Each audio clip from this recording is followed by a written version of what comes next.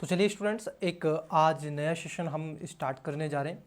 और ये जो नया सेशन है, हम एनसीईआरटी जो आपकी बुक्स है उनको रीड करने का प्रयास करेंगे और आपके साथ में डिस्कस करने का प्रयास करेंगे। स्टूडेंट्स, ये नई सीरीज़ है जो हम आपके साथ में डिस्कस करेंगे, मतलब कि मैं मिस्टर कुमार स्वागत करता हूं आपका आपके अपने एजुकेशन बायर सिविल सर्विसेज यूट्यूब चैनल पर। अगर आपने अभी तक चैनल को सब्सक्राइब नहीं किया है तो कर लो, वीडियो को लाइक कर दो, दोस्तों के साथ में शेयर कर दो। कुछ क्वेश्चनों के साथ मैं इस सीरीज को स्टार्ट करूंगा। स्टूडेंट्स, क्या आपके भी क्वेश्चन जो अंडरस्टैंडिंग और फंडामेंटल्स पर बेस आपके प्रीलिम्स जो आपका प्रीलिम्स एग्जाम होता है, क्या गलत हो जाते हैं? अगर हाँ तो कमेंट्स में ज़रूर लिखें यस, और यदि नहीं तो लिखें नो। क्योंकि स्टूडेंट्स देखिए, अगर आप कोई इमारत बनाना चाहते हैं तो आप उसकी नींव बहुत मजबूत रखेंगे, और यदि आपने नींव को मजबूत रख लिया तो आप उस पर इजीली तरीके से इमारत बना सकते हैं। वैसे ही यूपीएससी और स्टेट पीसीएस की जर्नी में और इस एग्ज़ाम खासतौर पर सिविल सर्विस एग्ज़ाम के लिए एनसीईआरटी की बुक यही नींव का काम करती है। यदि आपकी नींव ही कमज़ोर है तो थोड़ी सी आंधी तूफान में, बरसात में, फ्लड में आपकी बिल्डिंग गिर जाएगी। तो वही काम करती है NCERT as a civil services की परीक्षा में।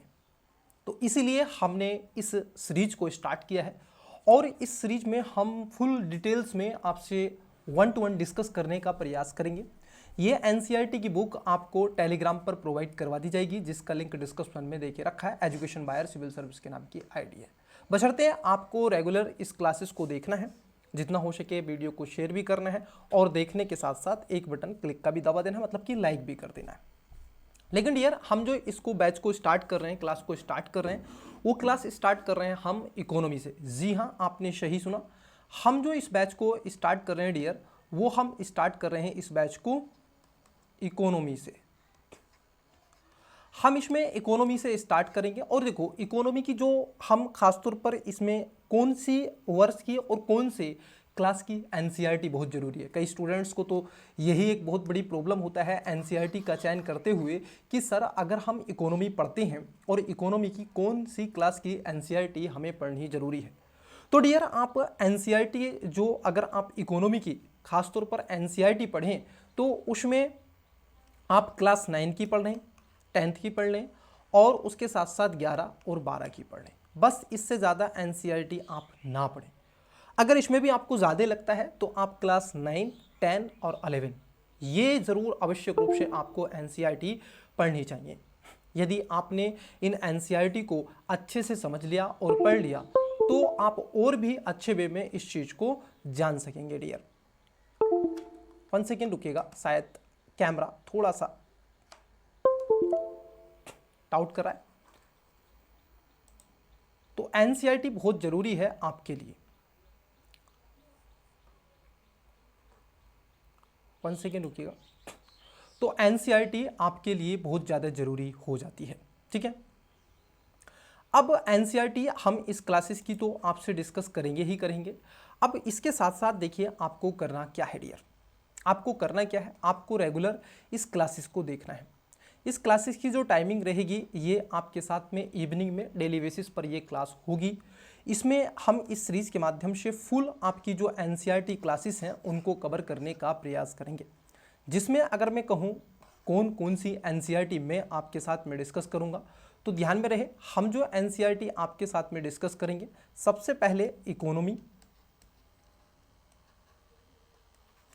इकोनॉमी सबसे नंबर 1 पर रखेंगे, क्योंकि इकोनॉमी का पोर्शन आप देखोगे बहुत ज़रूरी है, और यहाँ से क्वेश्चन मल्टीपल टाइम आपके बनते हैं और आते भी रहते हैं। तो इसीलिए इकोनॉमी बहुत ज़रूरी हो जाती है डियर।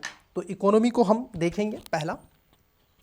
उसके बाद इकोनॉमी को देखने के पश्चात हम आपके साथ में ज्योग्राफी, जी हाँ, दूसरे नंबर पर ज्योग्राफी, और इसी में इकोलॉजी, इन्वायरमेंट्स को कवर करने का प्रयास करेंगे। तीसरा जो हमारा एनसीईआरटी की जो सीरीज़ इसी में हम देखेंगे क्रमबद्ध तरीके से, तो वह होगा आपका पॉलिटी।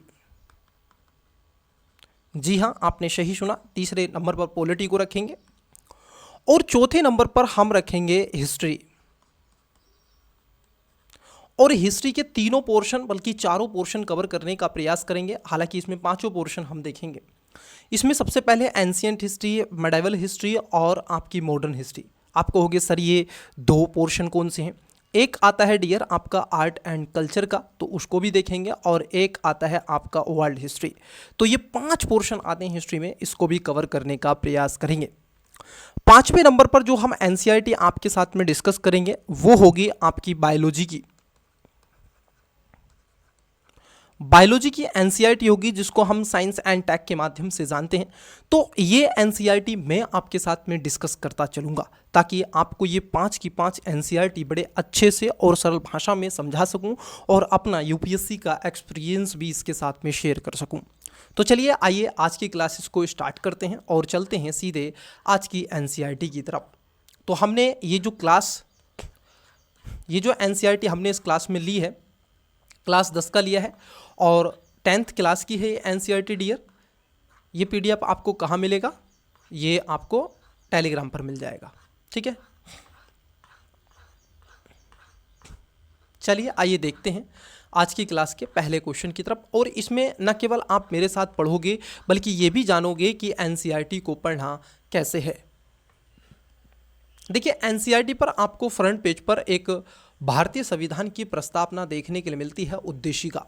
यहाँ से पॉलिटी में आपका 100% मैं कहूँगा, चाहे वो यूपी पीसीएस हो, चाहे स्टेट पीसीएस हो, चाहे वो यूपीएससी हो, तो यहाँ पे आपको देखने के लिए मिलेगा कि यहाँ से क्वेश्चन एक बनता है कि हम भारत के लोग भारत को एक संपूर्ण प्रभुत्व संपन्न समाजवादी पंथनिरपेक्ष लोकतंत्रात्मक गणराज्य बनाने के लिए उसके समस्त नागरिकों को सामाजिक, आर्थिक और राजनीतिक न्याय, विचार अभिव्यक्ति, विश्वास, धर्म और उपासना की स्वतंत्रता, प्रतिष्ठा और अवसर की समता प्राप्त कराने के लिए उन सब में व्यक्ति की गरिमा, राष्ट्र की एकता और अखंडता को सुनिश्चित करने वाली बंधुता को बढ़ाने के लिए दृढ़ संकल्प होकर अपनी इस संविधान सभा में आज तारीख 26 नवंबर 1949 ईस्वी को एदात्व द्वारा इस संविधान को अंगीकृत, अधिनियमित और आत्मपरित करते हैं। तो ये सारी चीज़ें आपको देखने के लिए मिलेंगी। ये आपको हर एक पुस्तक पर एनसीईआरटी पर आपको प्रेम्बल मिलेगा, जो कि भारतीय पॉलिटी को और ज़्यादा बढ़ावा देने का प्रयास करता है। अब आता है विषय सामग्री कि जब आप क्लास 10th की एनसीईआरटी पढ़ते हैं तो उसमें आप देखोगे किस किस के बारे में खास तौर पर आप जानते हैं। तो इसमें कुछ टॉपिक हैं, ठीक है। आइए उन टॉपिक्स को देख लेते हैं। देखिए शिक्षा हेतु कुछ परिचयात्मक जो आपकी बातें हैं। पहला जो टॉपिक्स हम इसमें देखेंगे वो होगा आपका खास तौर पर विकास सामग्री के बारे में, मतलब कि जो डेवलपमेंट है, पहला टॉपिक आपका ये होगा। दूसरा टॉपिक होगा भारतीय अर्थव्यवस्था के जो क्षेत्र कौन कौन से हैं। यहाँ से भी यूपीएससी में क्वेश्चन बनता है। मैं कहता हूँ कि अगर आपकी नींव मजबूत है तो आप यूपीएससी का क्वेश्चन निकाल ले जाओगे, आप पीसीएस का क्वेश्चन निकाल ले जाओगे। उसी के साथ साथ आप देखोगे जब इसका हम चैप्टर नंबर 3 देखेंगे तो उसमें मुद्रा और शाख के बारे में पढ़ेंगे। मतलब कि कहने का तात्पर्य यहाँ पर कह रहे हैं बैंकिंग के बारे में हम यहाँ पर जानेंगे। और बैंकिंग के बारे में ना केवल हम एनसीईआरटी बल्कि मैं इसमें आपको एडवांस लेवल का भी जोड़ने का प्रयास करूँगा, विद करंट अफेयर को भी इसमें ऐड ऑन करने का प्रयास करूँगा। आपको चाहे तो आप इसका पीडीएफ भी देख सकते हैं और चाहे तो आप इसको नोट डाउन भी कर सकते हैं। मैं तो कहूँगा कि जब भी आप क्लास को देखें तो 4A साइज़ का एक पेन पेंसिल लेकर के बैठें और उसके पश्चात आप इस चीज़ को नोट डाउन भी करें। उसके बाद चौथा जो आपका टॉपिक्स होगा वो होगा वैश्वीकरण और भारतीय अर्थव्यवस्था के बारे में, जहाँ पर हम वैश्वीकरण को जानेंगे, जहाँ पर हम एलपीजी के बारे में आपसे डिस्कस करेंगे। कहाँ करेंगे? जहाँ पर हम एलपीजी के बारे में, जो आपका लिबरलाइजेशन, प्राइवेटाइजेशन, ग्लोबलाइजेशन आपका 1990 और 91 के दशक में जो चीज़ें हुई एलपीजी रिफॉर्म, उसको भी हम जानने का प्रयास करेंगे।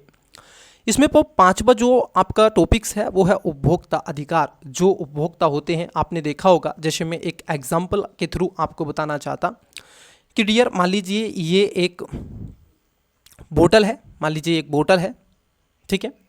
इस बोतल पर कई चीज़ें आपको लिखी हुई मिलेंगी और उसी पर होता है आपका सूचना का अधिकार। इस बोतल पर आपको कुछ चीज़ें लिखी होंगी कि इसको कैसे यूज करना है, क्या क्या इसमें मिला हुआ है, कितनी इसकी डेट, एक्सपायर डेट क्या है, वगैरह वगैरह।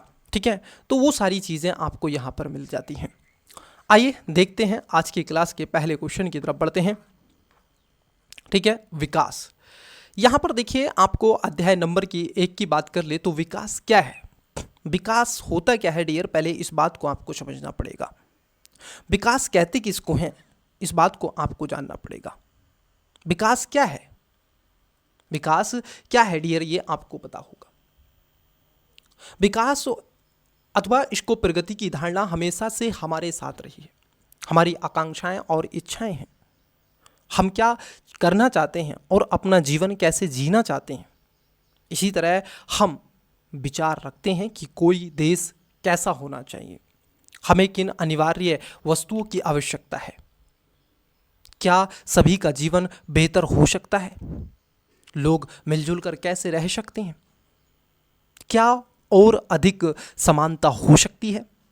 विकास इन सभी प्रश्नों पर विचार करने और इन लक्ष्यों को प्राप्त करने के उपायों से जुड़ा है। यह काम जटिल है और इस समग्र अध्ययन में हम विकास को समझने की प्रक्रिया शुरू करेंगे। आप उच्च कक्षाओं में इनसे जुड़ी गहराइयाँ और भी अन्य चीज़ों को जान चुके हैं। अब यहाँ पर एक बड़ा ही अच्छा देखिए एग्जाम्पल दे के रखा है, ये आपको मेंस में काम करता है डियर, ये एग्जाम्पल आपको मेंस में काम करता है। मेरे बगैर वे विकास नहीं कर सकते, इस व्यवस्था में मेरा विकास नहीं हो सकता।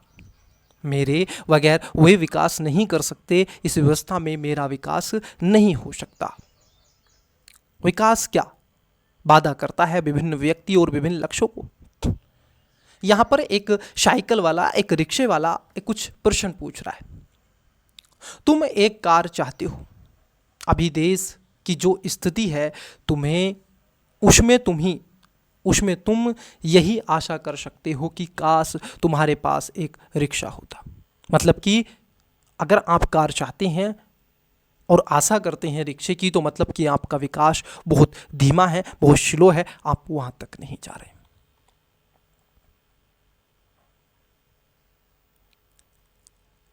कई ऐसी श्रेणियां, विभिन्न श्रेणियां लोगों के विकास के लक्ष्यों को उन्मुख करती हैं और यहीं पर आपको जो सस्टेनेबल डेवलपमेंट्स गोल्स हैं आपके 17, उन पर भी मैं आपसे विस्तार से चर्चा कर दूंगा, ताकि आपको इनको कोई आदर्श पढ़ने की जरूरत ना पड़े। यहां पर विभिन्न श्रेणी के लोगों के विकास के लक्ष्यों को निर्धारित किया गया है। अगर आप गांव में रहते हैं, मजदूर हैं, तो वो क्या स्थिति और किस तरह की सोच आपको डेवलप होती है। भूमिहीन ग्रामीण मजदूर, भूमिहीन ग्रामीण मजदूर काम करने के लिए अधिक दिन और बेहतर मजदूरी, स्थानीय स्कूल उसके बच्चों को उत्तम शिक्षा प्रदान करने में सक्षम, कोई सामाजिक भेदभाव नहीं और गांव में वे भी नेता बन सकते हैं। ये चीज़ें देखने के लिए आपको मिलेंगी। उसके साथ साथ अगर हम देखें पंजाब के समृद्ध किसान, पंजाब के समृद्ध किसानों की अगर हम बात कर लें, क्योंकि भारत के अगर आप अलग अलग क्षेत्र को देखेंगे और पंजाब के किसानों को देखेंगे, इट इज़ डिफरेंट। किसानों को उनकी उपज के लिए ज़्यादा समर्थन मूल्य और मेहनती और सस्ते मजदूरों द्वारा उच्च पारिवारिक आय सुनिश्चित करना, ताकि वे अपने बच्चों को विदेशों में बसा सकें। ये बात एकदम सत्य है। आपको ये बातें देखो पढ़ते समय आपको ये रियलाइज़ भी होगा कि ये बात एकदम सत्य है। क्यों? क्योंकि आज अगर हम बात कर ले अमेरिका की, अगर हम यूएसए की बात करते हैं, अगर हम कनाडा की बात करते हैं, अगर हम यूरोप के कई देशों की बात करते हैं, तो वहाँ पर आपको सिख कम्युनिटी, आपको वहाँ पर पंजाब के सरदार देखने के लिए मिलेंगे। इट इज़ क्लियर या नो? फिर विषय उठता है डियर, किसान जो खेती के लिए केवल वर्षा पर निर्भर हैं। आत्महत्या जैसे केसेस भी आपको देखने के लिए मिलते हैं, जिसको सुसाइड कहते हैं, किसान के द्वारा की गई अपने शरीर को क्षति पहुंचाना, अपने शरीर को खत्म कर देना। भूस्वामी परिवार की एक ग्रामीण महिला के बारे में आप देखोगे, इसका विकास, इसकी स्थिति, शहरी बेरोजगार युवक और इन सब के अलावा शहर के अमीर परिवार का एक लड़का, इन सब के डेवलपमेंट्स की तो बात हो रही है। शहर के अमीर परिवार की एक लड़की, उसकी स्थिति क्या है, उस लड़के की स्थिति क्या है। अब देखिए, शहर के अमीर परिवार की एक लड़की की बात अगर यहां पर देखें और एनसीईआरटी क्या कह रही है, उसे अपने भाई के जैसी आज़ादी मिलती है। जो शहर की लड़की को आज़ादी मिलती है, क्या वह आज़ादी एक गांव में रहने वाली लड़की को मिलती है? नहीं मिलती है डियर, कदापि नहीं मिलती है, ये ध्यान रखना। और वह अपने फैसले खुद कर सकती है, वह अपनी पढ़ाई विदेश में कर सकती है, क्योंकि उसके पास संसाधन है, उसके पास वो अपॉर्चुनिटी है जो एक गांव में रह रही लड़की और लड़के के पास स्पेशली नहीं होती है। नर्मदा घाटी का एक आदिवासी, मतलब कि कहने वाला कहूं तो एक मछुआरा, जो अपनी आजीविकाओं को निर्वहन करने के लिए वो उस नदी पर, उस नर्मदा घाटी पर, उस मत्स्य फिशरिंग इंडस्ट्री पर डिपेंड होता है। तो ये विकास की समझ को लेकर के अध्ययन को आगे बढ़ाने का प्रयास करता है। आज़ादी और अवसर मिलने और भाई भी घर के कामकाज में हाथ बटाएगा की आशा रखती है। हो सकता है कि भाई को यह पसंद ना हो। इसी तरह अधिक बिजली पाने के लिए उद्योगपति ज़्यादा बांध चाहते हैं, लेकिन जिससे ज़मीन जलमग्न हो सकती है और उन लोगों का जीवन अव्यस्त हो सकता है जो बगैर हो जाएंगे। जैसे कि आदिवासी, वे इसका विरोध कर सकते हैं और हो सकता है कि वे अपने खेतों की सिंचाई के लिए केवल छोटे चेक बांध या तालाब पसंद करते हैं। अब यहाँ पर एक डायग्राम को समझना डियर, ये बहुत ज़्यादा ज़रूरी होता है। एनसीईआरटी मुझे जो अच्छी लगती है वो इन डायग्राम बहुत कुछ सिखाते हैं।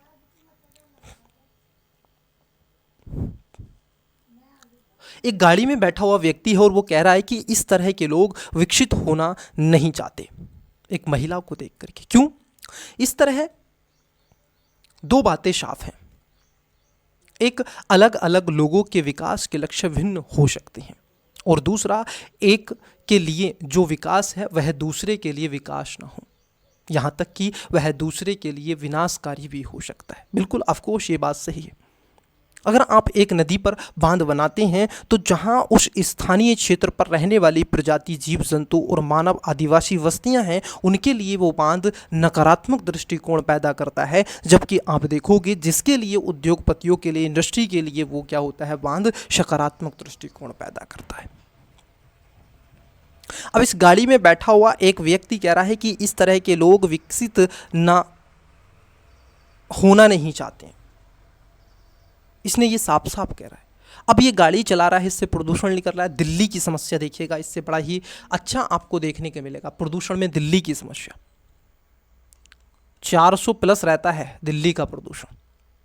अगर आप दूर दराज के क्षेत्र में रहते हैं, दिल्ली में नहीं रहते हैं, तो एक बार आइएगा और देखिएगा दिल्ली की स्थिति क्या है। आय और अन्य लक्ष्यों की अगर हम बात कर लें, आय और अन्य लक्ष्य, मतलब कि आय डिसाइड करती है आपकी कि अन्य लक्ष्यों की प्राप्ति कैसे होगी। मैं आपको एक उदाहरण से समझाना चाहता हूं। आप इस बात को समझें डियर कि अगर आपकी आय मान लीजिए 100 रुपये है और आपके जो लक्ष्य हैं वो 120 रुपये हैं, तो क्या मुझे बताइए आप 120 के लक्ष्यों को पूरा कर सकते हैं? मैं एक और उदाहरण देके चलता हूं।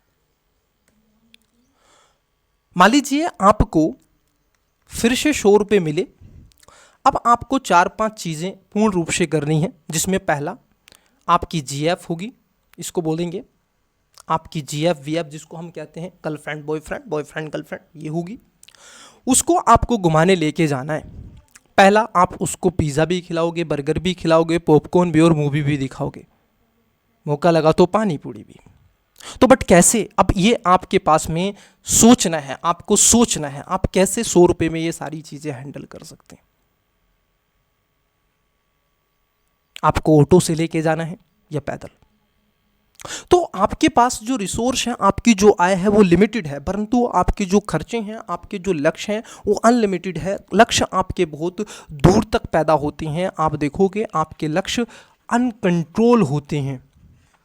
इतने टारगेट्स आपने बना के रखे होंगे कि जब मैं आईएएस बनूंगा, आईएएस बनूंगी, मैं कलेक्टर और कलेक्टर साहिबा बनूंगी, तो चीजें, बोलो हाँ। अगर आप एक बार फिर तालिका 1.1 को देखें तो एक बात समान पाएंगे कि लोग चाहते हैं कि उन्हें नियमित काम, बेहतर मजदूरी और अपनी उपज अथवा अन्य उत्पादों के लिए अच्छी कीमतें मिलें। वहीं दूसरे शब्दों में वे ज़्यादा आय चाहते हैं। लोगों का मूलभूत उद्देश्य क्या है? अधिक से अधिक आय। किसी भी तरीके से ज़्यादा आय चाहने के अतिरिक्त लोग बराबरी का व्यवहार, स्वतंत्रता, सुरक्षा और दूसरों से आदर मिलने की इच्छा भी रखते हैं। वे भेदभाव से अप्रसंग होते हैं। वे सभी महत्वपूर्ण लक्ष्य हैं, बल्कि कुछ मामलों में तो ये अधिक आय और अधिक उपभोग से अधिक महत्वपूर्ण हो सकते हैं, क्योंकि जीने के लिए केवल भौतिक वस्तुएं ही पर्याप्त नहीं होती। द्रव्य या उससे खरीदी जा सकने वाली भौतिक वस्तुएं एक कारक हैं जिस पर हमारा जीवन निर्भर है, लेकिन हमारा बेहतर जीवन ऊपर लिखी अभौतिक वस्तुओं पर भी निर्भर करता है। स्वतंत्रता, क्षमता, बंधुत्व, भाईचारा, जस्टिस। अगर आपको यह बात स्पष्ट नहीं लगती तो अपने जीवन में अपने मित्रों की भूमिका के बारे में जरा सोचिए। देखो, एनसीईआरटी आपसे सुझाता है और UPSC civil service as a civil servant thinking creature. तो आप सोचें अपने मित्रों के बारे में। आपको अपनी मित्रता की इच्छा हो सकती है। इसी तरह से और भी बहुत सी चीजें हैं जिन्हें आसानी से आप मापा नहीं जा सकता, लेकिन उनका हमारे जीवन में बहुत महत्व है। इनकी प्राय उपेक्षा कर दी जाती है, लेकिन यह निष्कर्ष निकालना गलत होगा कि मापा नहीं जा सकता, वह महत्व नहीं रखता। अगर मान लीजिए वो मापा ही नहीं जा रहा तो वो महत्व नहीं रखता। अब देखिए यहां पर एक चित्र आपको शो किया गया है, इसको जरा समझते हैं। नर्मदा नदी पर सरदार सरोवर बांध की ऊंचाई में वृद्धि किए जाने पर विरोध प्रदर्शन लोग कर रहे हैं। क्यों? मैंने अभी आपको एक उदाहरण दिया था कि जिसके लिए विकास हो रहा है, जो विकास हो रहा है, ये जरूरी नहीं है कि वो सबके लिए लाभकारी हो। अब ये नर्मदा नदी जो सरदार सरोवर बांध परियोजना थी, इस पे जो स्थानीय आदिवासी थे उन्होंने विरोध प्रदर्शन किया, क्योंकि उनको इससे हानि थी, उनके संसाधन छीन रहे थे और बड़ी बड़ी उद्योग कंपनियों को उससे प्रॉफिट और लाभ हो रहा था। तो विकास के दो तरफा से आप सोचें, ना कि एक तरफे से देखें। एक और उदाहरण देखिए। अगर आपको कहीं दूर दराज के इलाके में नौकरी मिलती है, उसे स्वीकार करने से पहले आप आय के अतिरिक्त बहुत से कारकों पर विचार करेंगे। आप कहेंगे बहुत दूर है, कैसे जाऊंगा? अगर मुझे 20,000 रुपये मिलते हैं तो उस 20,000 रुपये में मेरा तो कम से कम 10,000 रुपये का किराया ही आ जाएगा। अगर दूर है, आपको दिल्ली, मान लीजिए रोज़ दिल्ली आपको जाना पड़े, यात्रा करनी पड़े, इतना ट्रांसपोर्ट आप जाएं, मान लीजिए दिल्ली जाएं रोज़ 200 किलोमीटर, तो कैसे? उसे स्वीकार करने से पहले आप आय के अतिरिक्त बहुत से कारकों पर विचार करेंगे, जैसे कि आपके परिवार के लिए क्या सुविधाएं उपलब्ध होंगी, काम करने का वातावरण कैसा होगा, ये सीखने के क्या अवसर हैं।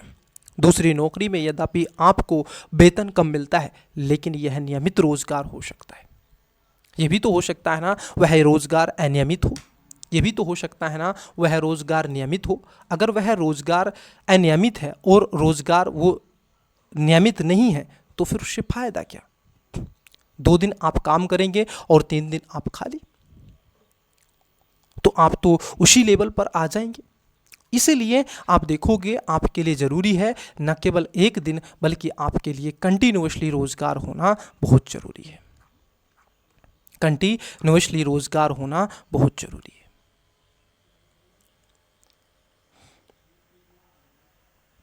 जो आपकी सुरक्षा की भावना को बढ़ाता है। एक अन्य नौकरी अधिक वेतन दे सकती है लेकिन कार्य की सुरक्षा नहीं, और हो सकता है कि आपको परिवार के लिए पर्याप्त समय भी ना मिले। इससे आपकी सुरक्षा और स्वतंत्रता की भावना कम हो जाएगी। ये भी चीज़ें आपको देखने के लिए मिलेंगी। इसी तरह विकास के लिए लोग मिलते जुलते लक्ष्यों को देखते हैं। यह सच है कि यदि महिलाएं वेतनभोगी कार्य करती हैं तो घर और समाज में उनका आदर बढ़ता है कि देखो फलाना की बेटी कलेक्टर भी है, मिनिस्टर भी है, पीसीएस है, अधिकारी है, और घर का काम और देखो बाहर का काम सोसाइटी को, देश को उन्नति और तरक्की के कगार पर पहुंचा दिया। घर के उनके कामकाज से ज्यादा हाथ बटाया जाएगा और घर से बाहर काम करने वाली महिलाओं को अधिक स्वीकार किया जाएगा। सुरक्षित और संरक्षित वातावरण के कारण ज्यादा महिलाएं विभिन्न प्रकार की नौकरियां या व्यापार कर सकती हैं। यदि उनके लिए एक ऐसा स्थान सुनिश्चित हो जहां पर वो सिक्योर हो, वो 24/7 भी काम कर सके, ना कि वो दिन के घंटे बल्कि रात्रि के समय में भी वो काम कर सके। दबाव में नहीं बल्कि स्वतंत्रता से वो काम कर सकें। स्थल पर जो महिलाओं के साथ हिंसा होती है वो रोकी जानी चाहिए। हॉस्पिटल्स में जो नर्स के साथ बलात्कार होता है वो रोका जाना चाहिए। डॉक्टर को नहीं छोड़ा जाता है वो रोका जाना चाहिए। सुरक्षित और संरक्षित वातावरण के कारण ज्यादा महिलाएं विभिन्न प्रकार की नौकरियां या व्यापार कर सकती हैं। इसलिए लोगों के विकास के लक्ष्य केवल बेहतर आय के ही नहीं होते बल्कि जीवन में अन्य महत्वपूर्ण चीजों के बारे में भी होते हैं। तो आय के अवसर तो हैं लेकिन वो कितनी सुरक्षित हैं और सिक्योर हैं वो चीजें देखिए। मैं कल ही साइबर अटैक के बारे में पढ़ रहा था, मैं साइबर धोखाधड़ी के बारे में पढ़ रहा था। कई ऐसे ट्रैपों में दुनिया भर के लोगों को फंसाया जा रहा है, भारत के लोगों को फंसाया जा रहा है। उनको विदेशी यात्रा वीजा पर ले जाया जाता है परंतु उनको साइबर धोखाधड़ी के अंदर कर ढकेल दिया जाता है, फ्रॉड किया जाता है। मैं आपको एक उदाहरण देता हूं, आप इस उदाहरण को समझे डियर।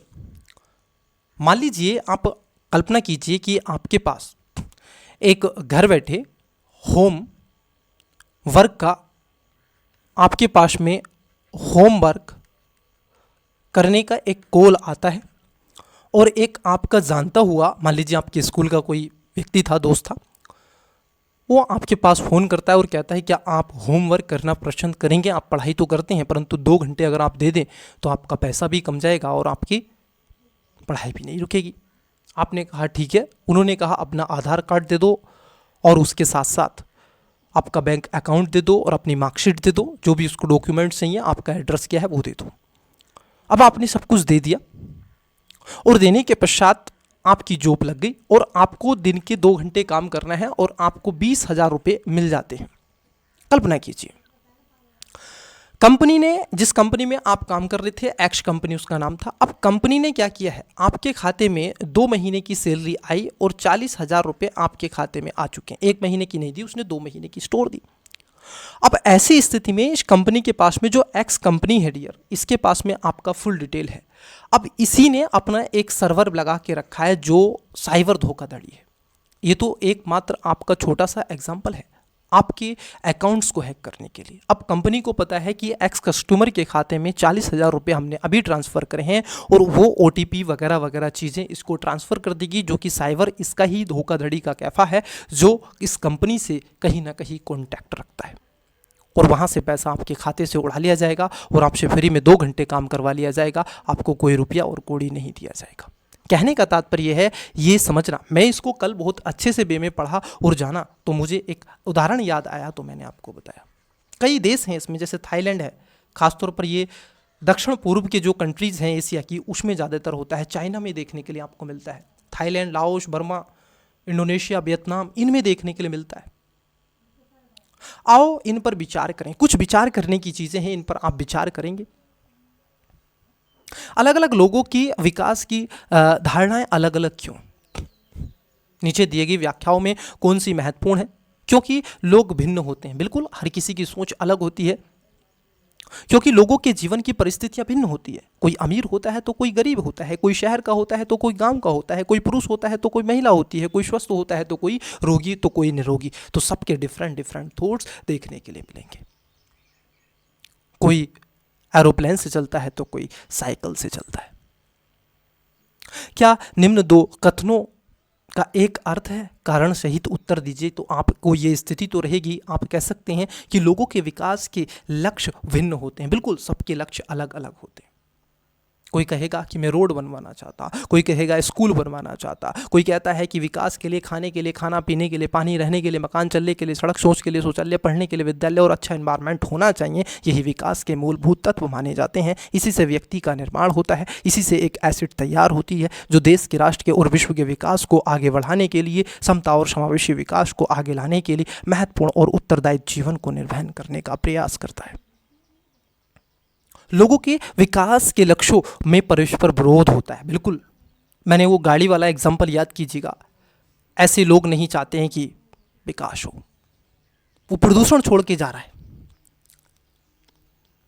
कुछ ऐसे उदाहरण दीजिए जहां आय के अतिरिक्त अन्य कारक हमारे जीवन में महत्वपूर्ण पहलू हैं। अन्य कारक भी हो सकते हैं। सस्टेनेबल डेवलपमेंट्स आप यहां पर लिखें। पर्यावरण का, प्रकृति के संसाधनों का इस तरीके से हमें उपभोग करना है जो पर्यावरण को नुकसान ना पहुंचाए, बल्कि वर्तमान और भविष्य की ज़रूरतों को भी पूरा कर सके, वर्तमान की ज़रूरतें और भविष्य की चिंताओं को दूर कर सके।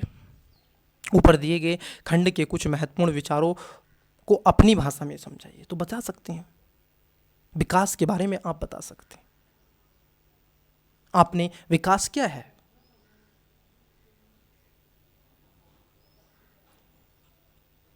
अब विषय उठता है राष्ट्रीय विकास। आप जब इकोनॉमी पढ़ते हैं डियर, तो आपने जब एडवांस बुकें पढ़ी होंगी तो उसमें दो चीज़ें आपने पढ़ी होंगी, जरा समझना। एक आपने पढ़ा होगा इकोनॉमी ग्रोथ, और एक आपने पढ़ा होगा इकोनॉमी डेवलपमेंट। बोलो हाँ, ये दो चीज़ें आपने पढ़ी हैं।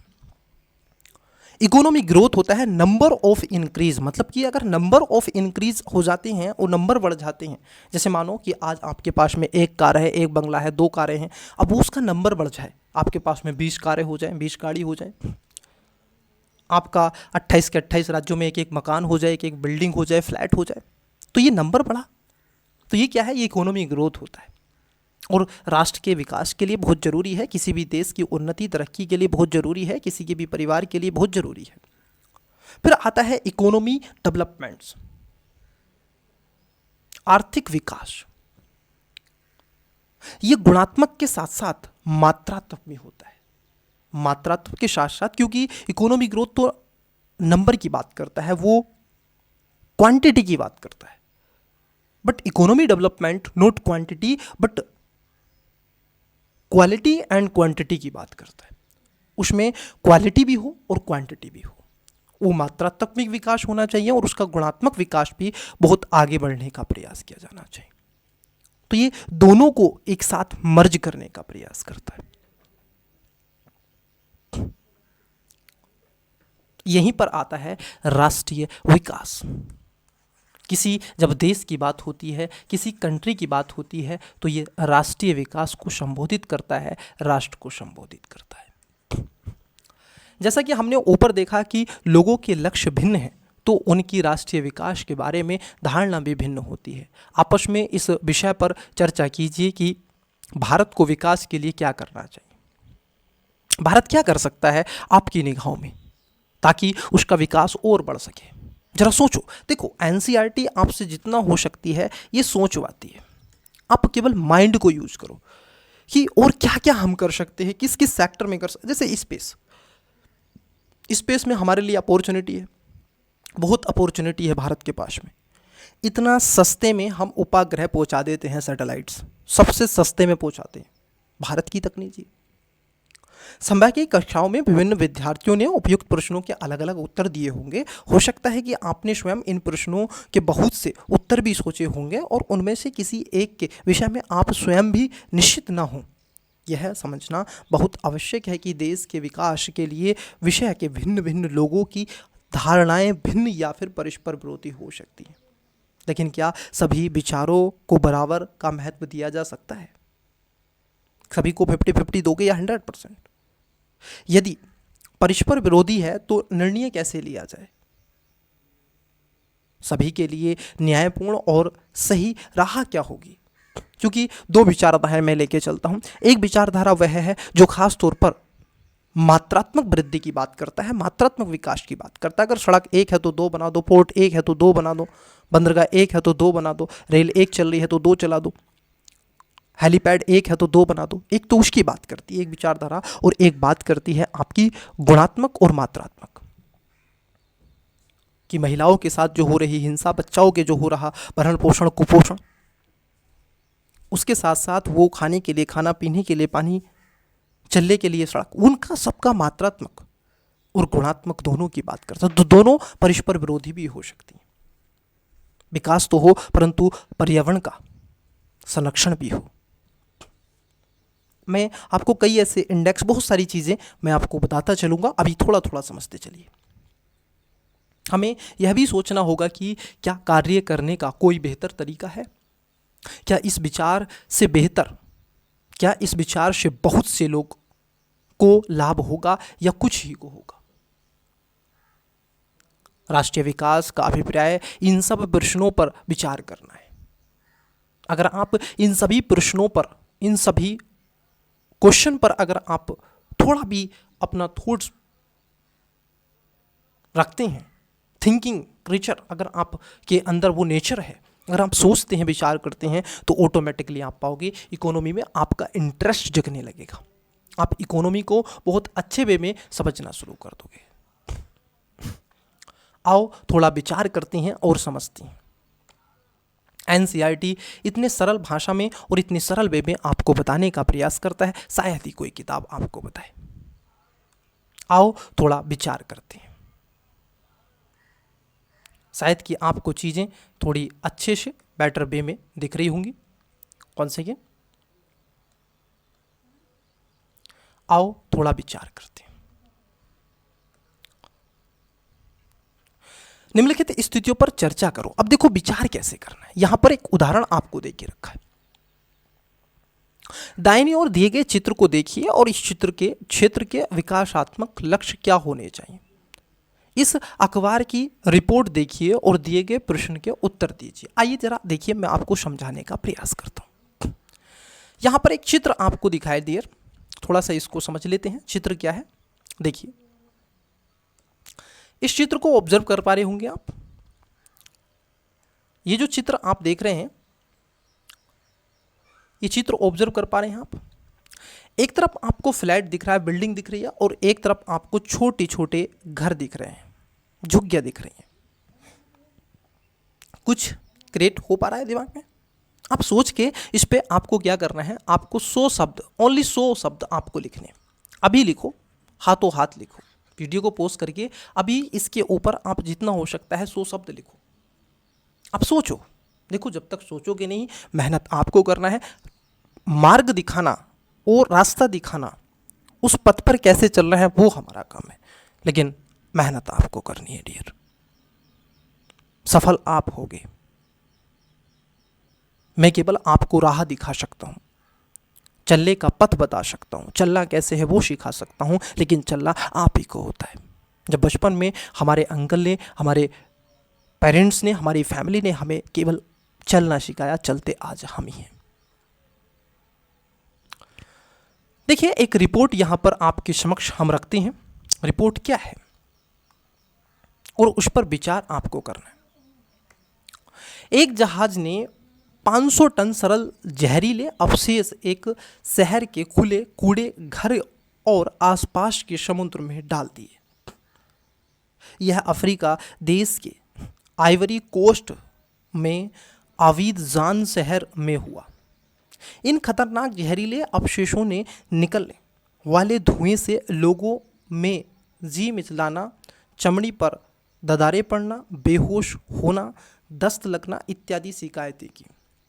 1 महीने के बाद 7 लोग मारे गए। 20 अस्पताल में भर्ती हुए और विषाक्तता के कारण 26,000 लोगों का इलाज किया गया।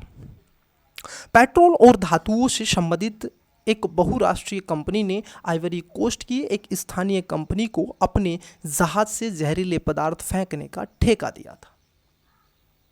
एक तरफ वह अपनी ज़रूरतें, अपने प्रॉफिट, अपने आय को बढ़ावा देने का प्रयास कर रहा है और दूसरी तरफ वह लोगों को जान मान की क्षति पहुंचा करके, उस पर्यावरण को हानि पहुंचा करके अपनी आय को, अपनी ज़रूरतों को, अपने विकास को सुनिश्चित कर रहा है। ये चीज़ें आप समझ पा रहे होंगे। और ये केवल देखो एनसीईआरटी में केवल ऐसे ही नहीं लिख दिया होता है मुंह उठा करके, ये बहुत कुछ सिखाती है, किन लोगों को लाभ हुआ और किन को नुकसान। ठीक है, अब देखो यहां पर कार्यकलाप दे के रखा है। एक वुमेन है, एक महिला लेडी है, और वो कुछ आपसे बता रही है इस चित्र के माध्यम से। वो कह रही हैं, जरा समझना, यदि विकास की धारणा में भिन्नता है और परस्पर विरोध हो सकता है तो निश्चित रूप से विकास के तरीके में भी भिन्नता हो सकती है। अगर आप ऐसे किसी विवाद से परिचित हैं तो आप विभिन्न व्यक्तियों के तर्क जानने का प्रयास कीजिए। यह आप लोगों से बातचीत करके या अखबारों और टेलीविज़न के माध्यम से जान सकते हैं। अगर ऐसे कोई विवाद आपने देखा, मैंने कहा सरदार सरोवर बांध, एक तरफ आदिवासी लोग विरोध कर रहे हैं, दूसरी तरफ कंपनी और सरकार उसको बनाने का प्रयास कर रही है। चिपको आंदोलन, पेड़ काटने की परमिशन सरकार ने दी है परंतु स्थानीय निवासी पेड़ों से चिपक जाते हैं।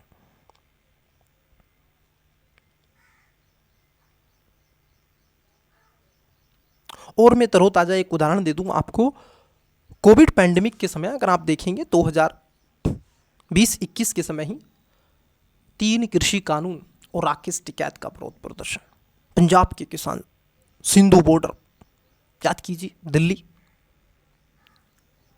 तो ये सारी चीजें आपको देखने के लिए मिलती हैं डियर। विभिन्न देशों या राज्यों की तुलना कैसे की जाए, अब ये आपकी समझ पर विकास कर। देखो तुलना कैसे करना है, 2 चीजों से तुलना करनी होती है। मैं इतने बड़े डायग्राम को आपके सामने नहीं पढ़ूंगा और ना ही मैं इसको डिस्कस करूंगा, बल्कि मैं इसके मूल तत्व और सिद्धांत को बताने का प्रयास करता हूं। जब आप कभी तुलना करते हैं तो 2 चीजें लिखते हैं डियर। मानो कि एक तरफ एक्स लिख लेंगे और एक तरफ वाई लिख लेंगे। It is clear in you. अब जरा समझना, एक तरफ एक्स लिखा है, एक तरफ वाई लिखा है। पहले आपको लिखना है, 2 डायग्राम ये बना लेंगे। इसमें यहाँ पे कुछ पॉइंट लिख देंगे, इधर लिख देंगे सकारात्मक, इसके बिंदु क्या हो सकते हैं, यहां लिख दो, और इसके बीच सकारात्मक। फिर इसके नीचे का जो क्षेत्र बचता है उसमें आप नकारात्मक बिंदु लिखेंगे। इस तरीके से यहां पर भी नकारात्मक। तो ऐसे इसकी तुलना आप कर सकते हैं। ठीक है, कि किसका प्रभाव कितना ज़्यादा है और कितना कम हो जाता है, ये चीज़ें आपको देखने के लिए मिल जाएंगे डियर। ठीक है, तो इसकी आप ऐसे ही तुलना कर लेंगे। चाहे आप जैसे विकसित और विकासशील देश की बात कर सकते हैं। तुलना के लिए अगर मैं कहूँ तो आप देखो ऐसे भी तुलना कर सकते हैं। मैं यहाँ पर आपको दिखा देता हूँ एक उदाहरण, और भी स्पष्ट हो जाए ताकि आपको और भी स्पष्ट हो जाए। समझना, प्रति व्यक्ति आय को लेकर के विश्व बैंक की विकास रिपोर्ट के अनुसार देशों का वर्गीकरण करने में इस मापदंड का प्रयोग किया जाता है कि देश जिसकी 2017 में प्रति व्यक्ति आय $12 12,056 प्रति वर्ष या उससे अधिक है तो उसे समृद्ध देश, या वे देश जिनकी प्रति व्यक्ति आय 995 प्रति वर्ष या उससे कम है तो उन्हें निम्न आय वाला देश कहा जाता है। तो एक आर्थिक दृष्टि से, एक प्रति व्यक्ति आय की दृष्टि से इस देश का मूल्यांकन कर लिया गया है कि अगर आपकी आय 12,056 रुपये है डॉलर तो आप एक समृद्ध देश हैं, और यदि आपकी 995 प्रति वर्ष प्रति व्यक्ति है आय तो आप एक निम्न अंडर डेवलप कंट्री है। वहीं भारत की बात कर लें तो भारत 2017 यूएसए डॉलर 1820 रुपये प्रति वर्ष था। समृद्ध देशों में, जिसके मध्य पूर्व और देश के कुछ अन्य छोटे देश शामिल नहीं, को आमतौर पर विकसित देश कहा जाता है, लेकिन भारत को विकासशील देश में रखा गया क्योंकि उसकी इनकम इतनी नहीं है। परंतु आज विश्व की चौथी सबसे बड़ी अर्थव्यवस्था भारत ही है। तो ये तुलना होती है देशों की, कई तरीके से तुलना, खासतौर पर तुलना आय से की जाती है। आय से औसत आय निकाली जाती है। अब देखो किसी देश की जैसे आपको निकालनी है, ठीक है, प्रति व्यक्ति आय, तो प्रति व्यक्ति आय निकालने के लिए आप क्या करते हैं, आप निकालोगे प्रति व्यक्ति आय, आपको निकालनी है। तो प्रति व्यक्ति आय बराबर क्या होता है, कुल राष्ट्रीय आय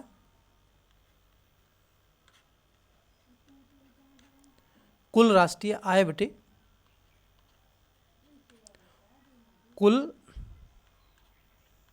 देश की जनसंख्या। यह आप डिवाइड कर देंगे तो इससे प्रति व्यक्ति आय निकल के आ जाती है। ठीक है, इसको आप दो में निकाल सकते हैं, या तो आप डॉलर में भी निकाल सकते हैं या आप इसको रुपए में भी निकाल सकते हैं।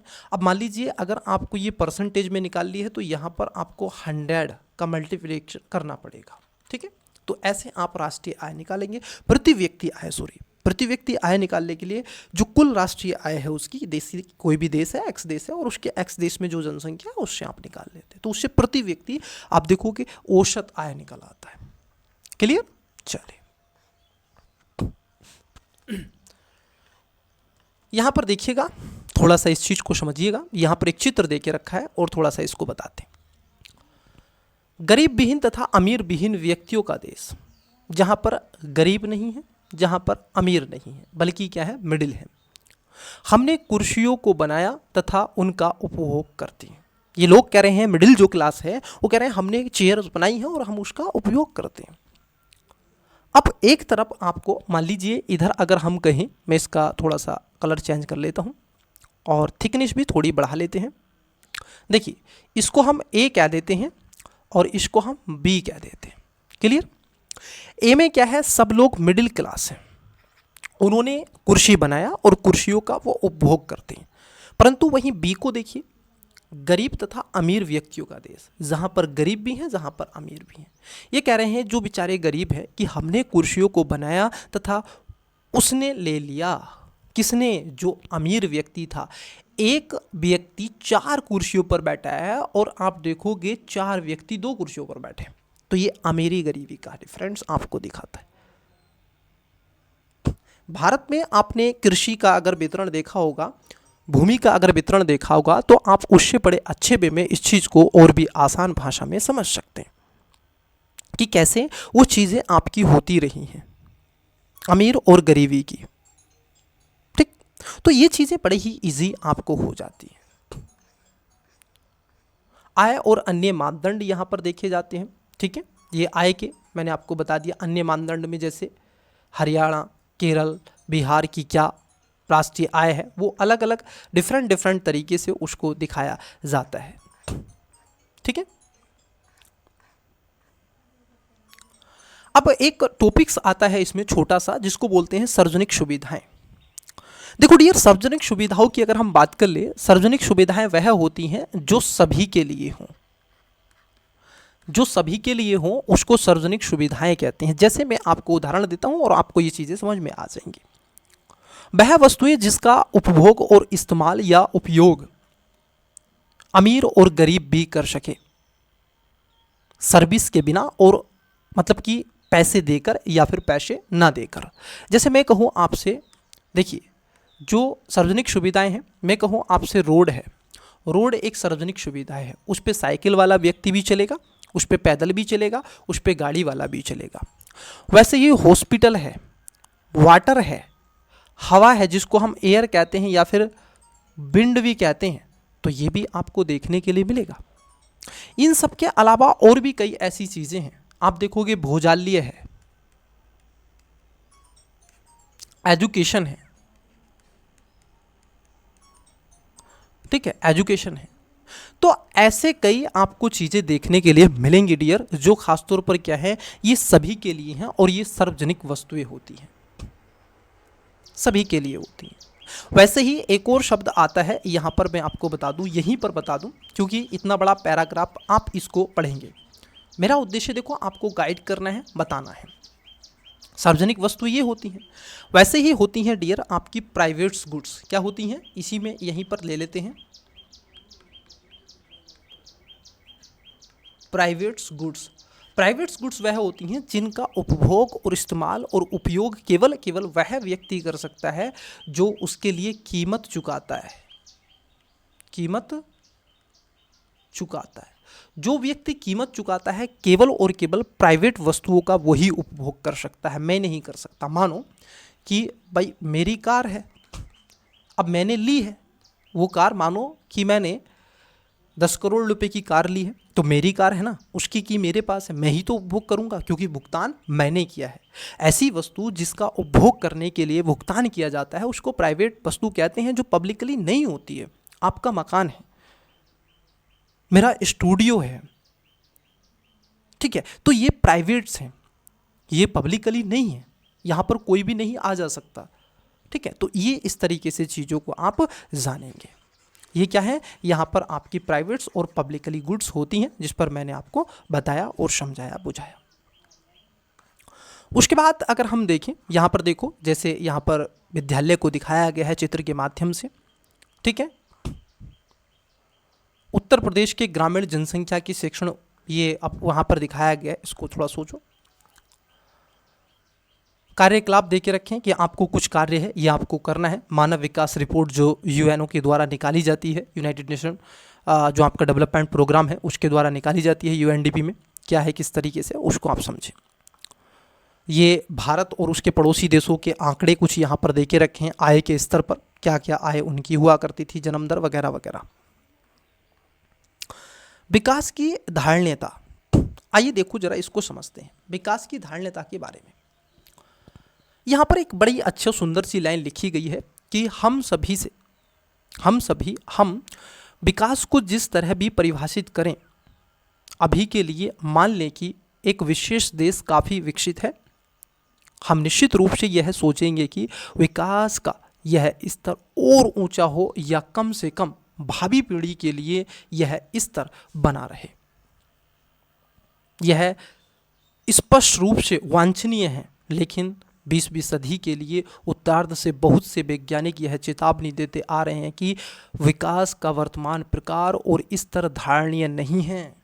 जो हमने लगातार कोल का इस्तेमाल किया है, हमने, आप देखोगे, पेट्रोल का इस्तेमाल किया है, हमने डीजल का इस्तेमाल किया है, हमने ऐसे फोसिल फ्यूल का इस्तेमाल किया है, ये सब क्या है, अधारणीय है, जो मानव सभ्यता के साथ साथ पर्यावरण के लिए और प्राकृतिक संसाधनों के लिए भी हानिकारक माना जाता है, इस पृथ्वी के लिए भी हानिकारक माना जाता है। इसलिए कहा जाता है कि विकास की धारणीयता, एक ऐसा विकास होना चाहिए कि जिसको डेवलपमेंट्स, जिसको सतत विकास कहते हैं। क्या कहते हैं, जिसको आप सतत विकास कहते हैं,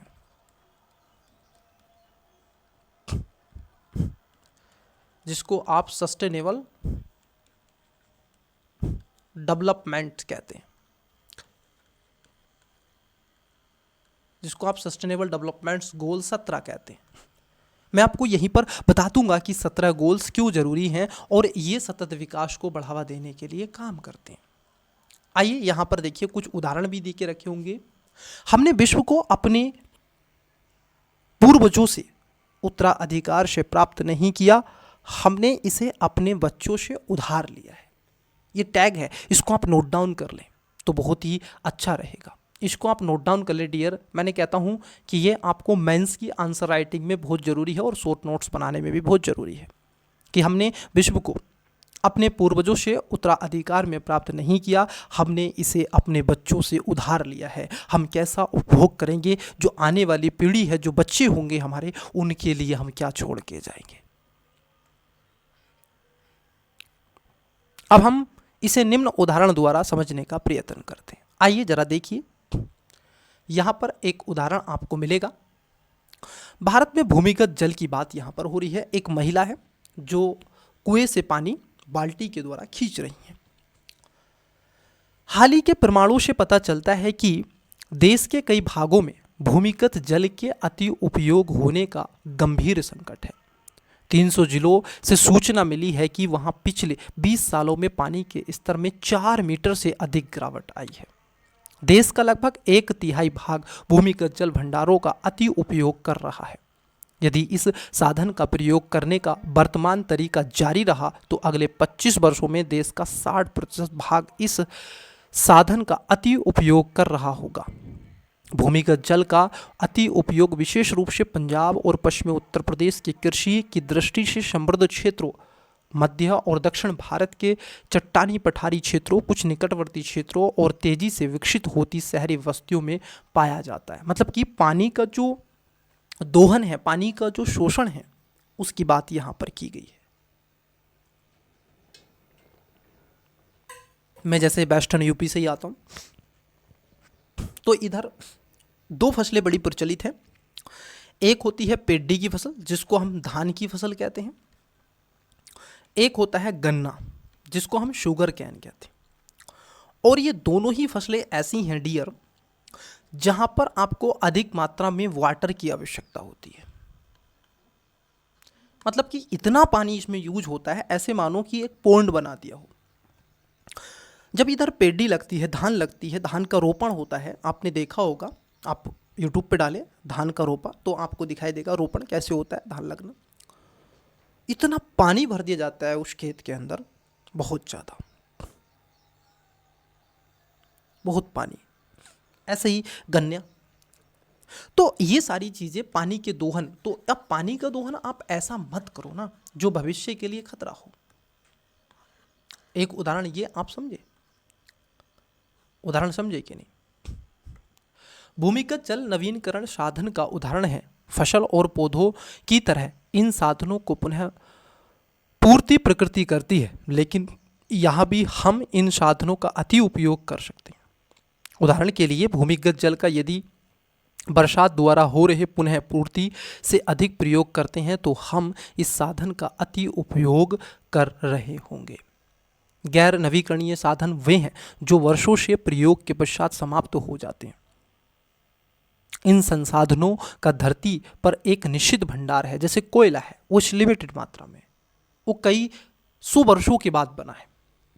जल है जो एक्वाफियर हैं जमीन के अंदर, वो ऐसा नहीं है आज के, बहुत पुराने हैं वो, अब उनको बनने में समय लगेगा। इनकी पुनर्पूर्ति हो सकती है। कभी कभी हमें ऐसे नए साधन मिल जाते हैं जिनके बारे में हम पहले कोई जानकारी नहीं थी, नए स्रोत भंडार और वृद्धि करते हैं, लेकिन समय के साथ यह भी समाप्त हो जाएंगे। उदाहरण के लिए हम जमीन से जो कच्चा तेल निकालते हैं वह एक गैर नवीकरणीय संसाधन है। मतलब कि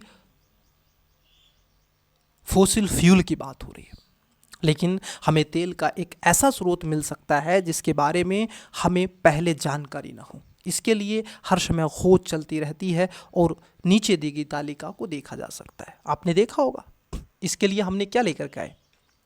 बायो एनर्जी। कच्चे तेल के लिए आंकड़े देख सकते हैं आप।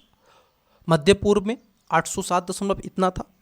भंडारों के चलते अवधि कितनी है? 70 वर्षों में। संयुक्त राज्य अमेरिका अकेला 50,000 मिलियन बैरल आप देखोगे। विश्व में कितना? 1696.6। तो ये सारी चीज़ें आपको मिलती हैं।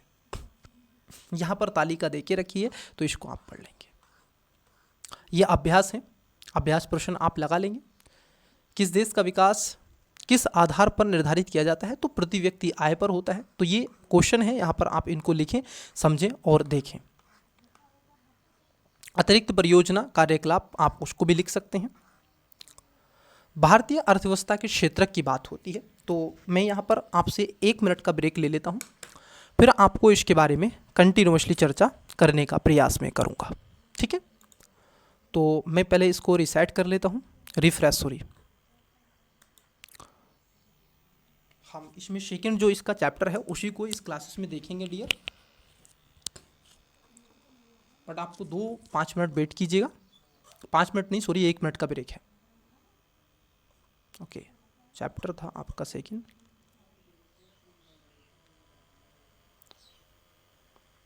ओके, ये सेकंड चैप्टर है, ब्रेक है आपका 1 मिनट का।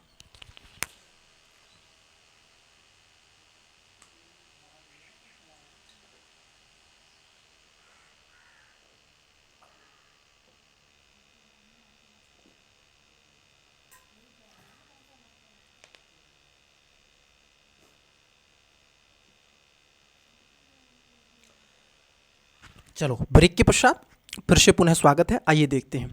देखो डियर, है क्या, मुद्दे को जरा समझना और समझने और जानने का प्रयास भी करना, क्योंकि ये बहुत ज़रूरी भी हो जाता है और इसको जानना इसलिए भी ज़रूरी हो जाता है ताकि आप उन चीज़ों को अच्छे से अच्छे वे में समझ सकें, रूबरू उन सभी बिंदुओं से हो सकें। देखो है क्या, जो आपका अध्याय सेकेंड है, इसमें टॉपिक आपका भारतीय अर्थव्यवस्था के क्षेत्रक, वह क्षेत्रों जहाँ से अर्थव्यवस्था चलती है, जिन पे किसी राष्ट्र किसी देश की आर्थिक गतिविधियाँ निर्भर होती हैं, रुकी होती हैं और चलने का चलायमान प्रयास करती हैं, उस क्षेत्र को हम भारतीय अर्थव्यवस्था का क्षेत्रक कहते हैं। और इसमें खास तौर पर हम 3 सेक्टर्स को ही देखने का प्रयास करते हैं। अब 3 सेक्टर कौन कौन से हैं उसको भी जरा समझिएगा। मैं थोड़ा सा थिकनेस और कलर चेंज कर देता हूँ। देखिए, आप डियर क्या करते हैं, आप 3 क्षेत्र को ज़्यादातर देखते हैं। एक होता है प्राइमरी सेक्टर, एक होता है सेकेंडरी सेक्टर और एक होता है आपका टर्सरी सेक्टर। बोलो हाँ। लेकिन केवल यहाँ तक आपकी अर्थव्यवस्था सीमित नहीं होती है। अगर आप यही पढ़ते आए हैं तो गलत है। इन सब के अलावा आप देखोगे इसमें आपका चतुर्थ सेक्टर भी होता है, जिसको क्वार्टनरी कहते हैं, और एक आपका पंचम सेक्टर भी होता है। तो इसमें आपके 5 सेक्टर होते हैं। अब मैं आपको एक एक सेक्टर बता देता हूँ, एक डायग्राम शो करता हूँ, उसको जरा समझना, आपका ये वाला टॉपिक्स कंप्लीटली आपको समझ में आ जाएगा। तो हम पहले देख लेते हैं, एक पेपर ले लेते हैं, शायद इधर है कोई ऐसा पेपर हो खाली सा जो थोड़ा सा दिख सके। ठीक है, इसके क्षेत्रक थोड़े आपको यहाँ पर भी दिख रहे हैं, तो इनको भी थोड़ा सा आपको ध्यान में रखना है। ठीक है, ये आपको क्षेत्रक दिख रहे हैं। देखिए, आइए मैं पहले आपको यहाँ पर कुछ बातें समझा देता हूँ। 1 सेकेंड रुकिएगा, यहाँ पे ले लेते हैं, ये इतना काफ़ी है। देखिए डियर, है क्या, अर्थव्यवस्था के जो क्षेत्र होते हैं उसको खास तौर पर जो इकोनॉमी सेक्टर इसको बोलते हैं, इकोनॉमी सेक्टर्स इसको बोला जाता है। और इसमें हम खास तौर पर 5 डायरेक्शन को समझते हैं। एक होता है आपका प्राइमरी सेक्टर, एक होता है सेकेंडरी सेक्टर, एक होता है टर्सरी सेक्टर, एक होता है आपका क्वार्टनरी सेक्टर और एक होता है आपका पंचम सेक्टर। अब देखो, जो पहला सेक्टर होता है, प्राइमरी जो सेक्टर होता है, जिसको हम प्राथमिक गतिविधि कहते हैं, ये सभी नेचर से रिलेटेड होती हैं, नेचुरल होती है, प्राकृतिक संसाधनों पर निर्भर होती है। जैसे कृषि है, खनन है, उत्खनन है, ये सब क्या है, ये सब आप देखोगे जो डायरेक्टली हम पर्यावरण से उपभोग कर रहे हैं, बल्कि मानव के द्वारा उसको नहीं बनाया गया है। पर्यावरण हमें उस चीज़ को दे रहा है, उसका उपभोग हम पर्यावरण से लेकर के कर रहे हैं, उसी को हम प्राइमरी सेक्टर के अंतर्गत रखते हैं। फिर उसके बाद आता है सेकेंडरी सेक्टर। इसमें उसको रखते हैं जो हमने प्राकृतिक संसाधन है, परंतु उसको हमने ह्यूमन एक्टिविटीज़ के माध्यम से, कुछ मशीनीकृत के माध्यम से उसको एक नया रूप दे दिया हो। जैसे लोहा निकाला, लोहे को निकालने के पश्चात आपने बस बनाया। देखो, जैसे मैंने कहा खनन है, आपने यहाँ से निकाला लोहा, ठीक है, लोहा निकाला, इस लोहे से लेके आप विनिर्माण, इसको बोलते हैं विनिर्माण, ठीक है, विनिर्माण सेक्टर इसको बोलते हैं। इसमें आपने लोहे से बना दी क्या, कार बनाई या फिर बस बनाई, जो भी आपने बनाया ये बनाया। अब इसी कार बस को आप लेके चले गए सेवा में, सर्विस सेक्टर की तरफ। अब देखो यहाँ पर क्या है, यहाँ ये कार चलेगी, बस चलेगी और आप उसका किराया दोगे, ठीक है, और फिर वहाँ पर सफ़र करोगे। टिकट लेते हो कि नहीं? बस में जाते हो, ट्रेन में जाते हो, एरोप्लेन में जाते हो, तो आप टिकट लेते हो और फिर आप सफ़र करते हो, ठीक है? इतना पैसा दिया, इतनी यात्रा आपने करी, तो ये सर्विस सेक्टर हो गया। इसके बाद में आता है डियर आपका research and development. Research and development जो लगातार वैज्ञानिक जिसकी गतिविधियां हैं, ठीक है, यही आपकी वाइट कॉलर जॉब भी कहा जाता है। अब यहाँ पर क्या है, ये रिसर्च कर रहे हैं कि आपने कार तो बनाई, क्या वो कार खास तौर पर आप देखोगे वही चल रही है डीजल पेट्रोल से, कोयले से, या फिर इसको इलेक्ट्रिकल व्हीकल भी बनाया जा सकता है, इसको इथेनॉल से चलाया जा सकता है, इसको ई रिक्शा, ई बैटरी भी बनाया जा सकता है। तो ये रिसर्च एंड डेवलपमेंट्स के जो कार्य होते हैं ये चतुर्थ सेक्टर में होते हैं। फिर आता है पंचम सेक्टर जो कि नीति निर्माण का काम करते हैं, जो कि नीति निर्माण का काम करते हैं एज ए एडमिनिस्ट्रेटिव, प्रशासक, सांसद, MP, MLA, IAS, IPS, IRS, ये सब क्या है? ये सब आप देखोगे पंचम सेक्टर हैं, ये उच्च हैं, ये नीति बनाते हैं, पॉलिसी बनाते हैं इन चारों को कंट्रोल करने के लिए। कि अगर आपने गाड़ी बनाई, आपने प्रकृति का आप देखोगे खनन उत्खनन किया, विनिर्माण किया, सेवा दी, रिसर्च किया, तो आप सही भी कर रहे हो कि नहीं? उसका लोगों के लिए, समाज के लिए कितना सकारात्मक, नकारात्मक, व्यापक तरीके से उसका प्रभाव पड़ेगा या नहीं पड़ेगा, उन सभी विषयों पर ये चर्चा परिचर्चा करने का प्रयास करता है डियर।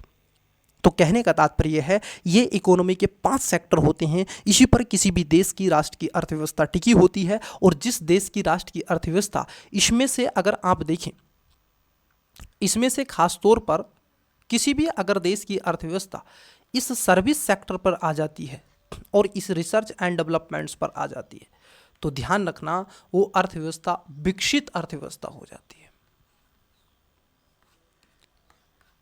इन दो पे खास तौर पर सेवा सेक्टर और रिसर्च एंड डेवलपमेंट्स पर ये विकसित अर्थव्यवस्था की एक निशानी कही जाती है, डेवलप्ड इकोनॉमी होती है। वहीं जो ये दो पर रह जाती है, खास तौर पर इस पर जो टिकी हुई है, उसको हम अल्प विकसित या फिर विकासशील, अगर वो इन तीनों पे आ जाती है, प्राइमरी, सेकेंडरी और टर्सरी पर, तो इसको विकासशील भी कह सकते हैं। जैसे भारतीय अर्थव्यवस्था तेजी से ग्रोइंग इकोनॉमी की तरफ बढ़ रहा है इंडिया। It is clear? तो यही सब चीजें आपको समझ ली है। अब मैं आपको वो दृश्य दिखा देता हूं जो इसमें आपको देखने के लिए मिलेंगे। आइए देखिए, सबसे पहले आपको अध्याय 2 में भारतीय अर्थव्यवस्था के क्षेत्र की बात कर लें, तो यहाँ पर प्राइमरी सेक्टर्स के मुद्दे आपको दिख रहे हैं। इसको जरा इस चित्र को देखें तो आपको और भी चीज़ें मिलेंगी। ये चित्र देखिएगा, इस चित्र में आपको कई चीज़ें, प्राइमरी सेक्टर खनन उत्खनन हो रहा है, ये एग्रीकल्चर की गतिविधियाँ आपको दिखाई दे रही हैं, विनिर्माण का सेक्टर है और ये सर्विस सेक्टर है। ठीक है, 3 सेक्टर ये दिखा रहे हैं। आइए एक एक करके देख लेते हैं। आर्थिक कार्यों के क्षेत्र को में सबसे पहले आपको देखो, ये प्राइमरी सेक्टर की गतिविधियाँ हैं डियर। ये सब क्या है? ये सब आपके प्राइमरी सेक्टर है, प्राथमिक गतिविधियां हैं। यहाँ पर ये मजदूर हैं जो कार्य कर रहे हैं, ये भी देखो, इधर भी देखो बोझा ढो रहे हैं, ये महिलाएं, ठीक है, यहाँ पर खेत में काम कर रही हैं, यहाँ पर एक वुमेन है, ठीक है। तो ये सब क्या है? प्राथमिक क्षेत्र हैं। ये सब जो आप देख रहे हैं, ये सब प्राथमिक क्षेत्र के उदाहरण भी यहाँ पर आपको दिख रहे हैं। आइए देखिए इसको, ये प्राथमिक क्षेत्र है पहला नंबर, जो ये सब हैं प्राकृतिक वस्तुएं उत्पादित करता है, उसी से बनती है द्वितीयक, सेकेंडरी उद्योग, ये सब बन रहा है विनिर्मित वस्तुएं, और यहीं पर आ जाता है इनसे तीसरा सेक्टर। इसको जरा समझो, ये सभी इसके अंतर्गत आते हैं। ठीक है, इट इज क्लियर या नो? तो ये सारी गतिविधियां इसमें आपको देखने के लिए मिलती हैं। ये कुछ उदाहरण हैं। यद्यपि आर्थिक गतिविधियां 3 विभिन्न वर्गों में विभाजित हैं, फिर भी ये बहुत अधिक परस्पर निर्भर हैं। और कुछ इसके उदाहरण, बिल्कुल ये सब निर्भर तो होती हैं, इसमें कोई दोरागरी नहीं है। मैंने आपको बताया कि लोहा लिया, लोहे से आपने क्या बनाया, बस, या कार बनाई, कार से आप चला रहे हैं, फिर सर्विस दे रहे हैं, और उसके बाद में आप पैसा कमा रहे हैं। तो तीनों एक दूसरे पर डिपेंड है। लोहा नहीं होगा तो कार नहीं बनेगी, कार नहीं बनेगी तो चलेगी नहीं तो पैसा नहीं कमेगा। It is clear no? तो ये सारी चीज़ें हैं, ये आपको समझनी है। अब इस पर आप कितना ही विचार कर सकते हैं, कितनी ही चीज़ें आप जान सकते हैं। It is clear no? लेकिन इन्होंने केवल 3 सेक्टरों को दिखाया है। मैंने आपको इसका एडवांस आपको 5 टॉपिक्स दिए, लेकिन मुझे इस गेहूं का पूरा मूल्य प्राप्त होना चाहिए, इसका मैंने उत्पादन किया है। ये वुमेन ऐसा कह रही है, ठीक है।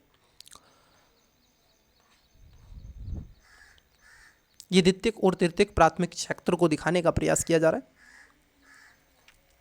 देखो प्राथमिक सेक्टर, देखो प्राइमरी सेक्टर 1973 से 74, और ये कितना है 13-14 में। द्वितीय सेक्टर को देखो, टर्सरी सेक्टर को देखो कितना छू गया ऊपर, है ना। तो ये सारी चीज़ें आप अगर इस चीज़ को समझ जाएंगे तो और भी अच्छे से चीज़ें आपको समझ में आ जाएंगी। ये डायग्राम को देखो, लगभग प्राइमरी सेक्टर आपका 40% है, विनिर्माण लगभग 10% के आसपास है, और बाकी का जो 50% है वो सर्विस सेक्टर है, रोजगार के क्षेत्र में। तो ये किस में है, क्षेत्र की हिस्सेदारी में। हिस्सेदारी में सबसे ज़्यादा अगर हिस्सेदारी देखें तो आपका टर्सरी सेक्टर है, ये तृतीय सेक्टर ज़्यादा है। देखो कितना है, लगभग मैं कहूँगा 50% प्लस है ये। उसके साथ साथ अगर हम देखें इनमें यहाँ पर रोजगार के क्षेत्र में हिस्सेदारी किसकी ज़्यादा है, तो देखो रोजगार सबसे ज़्यादा जो दे रहा है उसमें सबसे ज़्यादा रोजगार दे रहा है प्राइमरी सेक्टर, कितना 74%। प्राइमरी सेक्टर का रोजगार ज़्यादा था कब, 1972-73 में, लेकिन अभी भी अगर हम देखें 49% क्या है, प्राइमरी सेक्टर ही 11 की जनगणना के अनुसार रोजगार देता है। 24% अगर हम देखें तो सेकेंडरी सेक्टर है, और 27% आपका जो टर्सरी सेक्टर है मतलब कि कृषि है वो आपका रोजगार देता है। लेकिन आज भी प्राइमरी सेक्टर पर टिके हुए हैं लोग रोजगार के लिए, ठीक है। तो इसको भी क्या है आपको ध्यान में रखना है डियर। यहाँ पर देखो ये गुड़ बनाया जा रहा है, ये गुड़ मेरे गांव में भी बनता था गुड़, अब तो नहीं बनता, पहले बनता था। ये प्राइमरी सेक्टर है। आपके विचार से आपके क्षेत्र में किस समूह के लोग बेरोजगार अथवा अल्प बेरोजगार हैं, क्या आप कुछ उपाय सुझा सकते हैं, क्या क्या किया जा सकना चाहिए जिन पर आप अमल कर सकें, तो बताइएगा। बेरोजगार कौन है, यहाँ पर देखो ये सब एक्टिविटीज़ आपको दिखाई गई हैं ताकि आप समझ सकें संगठित और असंगठित के रूप में क्षेत्रकों का विभाजन होता है। बिल्कुल।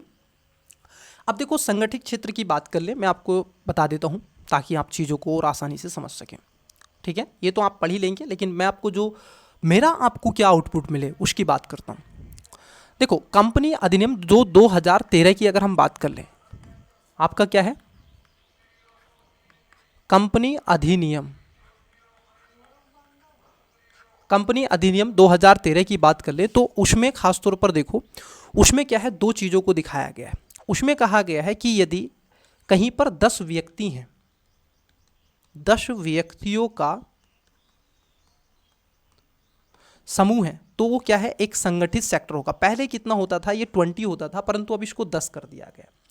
10 व्यक्तियों का अगर एक समूह है उससे अधिक है तो वो क्या है संगठित क्षेत्र है, जहां पर वो व्यक्ति मिलजुल कर काम करेंगे, जहां पर निश्चित वेतन होगा, सुरक्षा के पैमाने होंगे, वो सारी चीजें।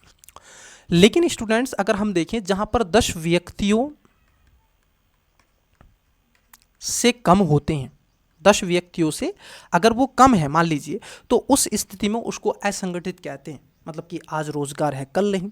जैसे मानो कि अगर आप एक कंपनी में जॉब करते हैं, ठीक है, मान लीजिए टाटा में आप जॉब करते हैं तो वो संगठित है। अब मान लीजिए किसी आप एक बड़े सेठ साहूकार के घर काम करते हैं या फिर उसके खेत में काम करते हैं तो ये असंगठित है। तो ये कंपनी अधिनियम के तहत इसको दिखाया गया है, ठीक है। चलिए, तो यहाँ पर कांता की कहानी दी गई है, इसको आप पढ़ लेंगे, ठीक है। तो ये क्या है आपके संगठित असंगठित भी हो गया है क्लियर, जो ये क्षेत्र है, जो ये रीजन है, ठीक है। कमल है, कांता है, इसकी कहानी है, बड़ी ही अच्छी कहानी है, इसको आप पढ़ें आवश्यक रूप से, ठीक है। अब जो हम आगे चलेंगे, ठीक है, अब जो आपका नेक्स्ट टॉपिक होगा, नेक्स्ट क्लास जो होगी, ये इसमें क्वेश्चन है, इसके क्वेश्चन आप करेंगे। मैं इसकी पीडीएफ आपको टेलीग्राम पर प्रोवाइड करवा रहा हूँ। अध्याय नंबर जो 3 है जिसमें हम मुद्रा और शाख के बारे में देखेंगे, तो ये कल क्लासेस होगी। आज के लिए डियर स्टूडेंट्स इतना ही। बताइएगा आपको क्लास कैसी लगी है। मिलते हैं आपको नेक्स्ट क्लासेस में, तब तक के लिए बेस्ट ऑफ लक। मन लगा के पढ़ते रहें, वीडियो पर अपना कमेंट जरूर देके जाएं, फीडबैक कैसा लगा आपको क्लास। चलिए बेस्ट ऑफ लक, बाय।